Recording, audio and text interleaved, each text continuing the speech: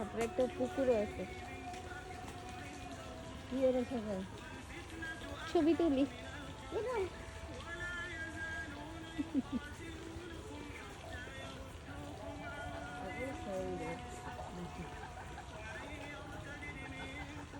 কি সুন্দর লাগতেছে এই পিচ্চিটাকে।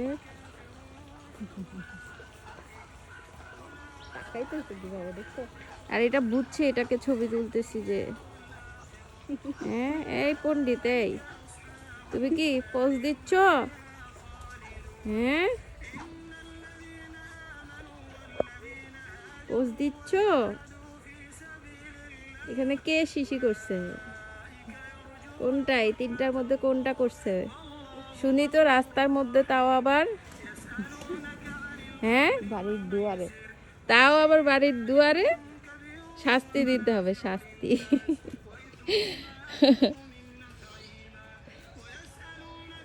এগুলাকে আদর করতে মন চাইতেছে, এত কিউট।